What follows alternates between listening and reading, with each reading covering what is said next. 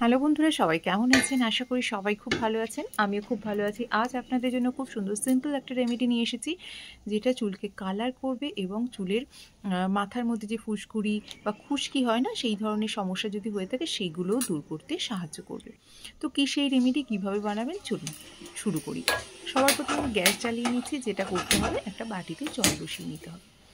এবার এই যে জলটা খুব যে বেশি গরম করতে হবে তা নয়, একদম ওয়ার্ম ওয়াটার, হালকা, যাতে আমরা আঙুল ডোবালে সেই আঙুলের গরমটা আমরা সহ্য করতে পারি। আর এর সাথে মিশিয়ে নিচ্ছি 1 চামচের মতো রান্নার হলুদ। হ্যাঁ বন্ধুরা, রান্নার হলুদই এখানে ইউজ করছি আমি। আর এর সাথে মেশাচ্ছি দারচিনির গুঁড়ো।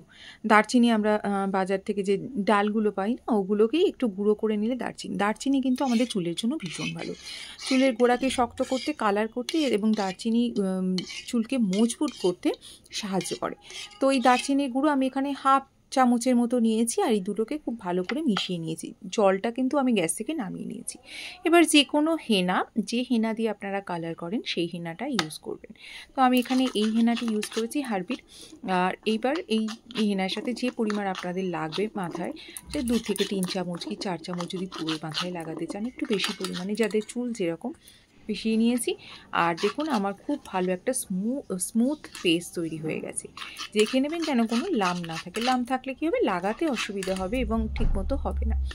তো এই যে এটা খুব বেশি হলে যদি রাত্রিবেলা তৈরি করে রাখেন খুব ভালো হয়, কিন্তু আমি রাখতে পারিনি। 3 থেকে 4 ঘন্টার মতো রেখেছিলাম, ঢাকা দিয়ে রেখে দিয়েছি। আর এটা আমি অ্যালুমিনিয়ামের বাটিতেই করেছি, লোহার কড়াইতে করিনি।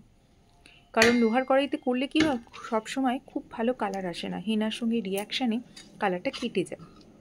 যদি চুল কালো করতে চান, আমি যেহেতু কালারের কথা বলছি, সেহেতু এইভাবে অ্যালুমিনিয়ামের বাটি বা প্লাস্টিকের বাটিতেও আপনারা করতে পারেন।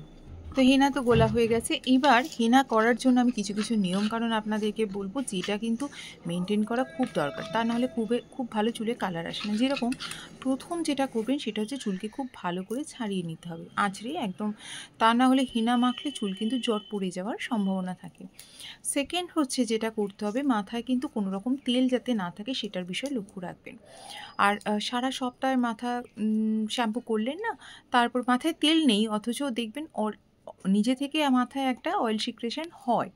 তো সেই জন্য বলছি, সারা সপ্তাহে মাথা শ্যাম্পু করলাম না, অথচ মাথা শ্যাম্পু করবো বলে ভাবছি একটু হেনা করে নিই, তাহলেও কিন্তু খুব ভালো কালার আসবে না। যেদিন আপনারা হেনা করবেন বলে ভাবছেন, তার আগের দিন মাথায় অবশ্যই শ্যাম্পু করে পরিষ্কার করে নিন। দেখতেই পাচ্ছেন আমার চুল ওঠাও অনেক কমে গেছে। এইভাবে যদি হেনা করেন না, চুল ওঠাও অনেক কমে যাবে। এবার সারা মাথায়, স্ক্যাল্প থেকে লেন্থ পর্যন্ত সারা মাথায় লাগিয়ে নেবেন। লাগিয়ে নেওয়ার পরে যেটা করতে হবে, কোনো প্লাস্টিকের র্যাপার দিয়ে মাথাটাকে ঢাকা দিয়ে কভার করে রেখে দিতে হবে।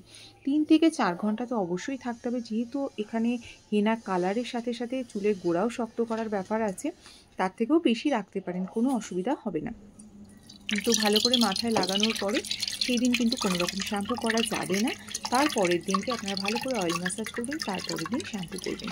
এইভাবে যদি আপনারা হেনা করেন, তাহলে দেখবেন কালারটা অনেক দিন পর্যন্ত স্টেও করছে এবং কালারটাও খুব ভালো আসছে।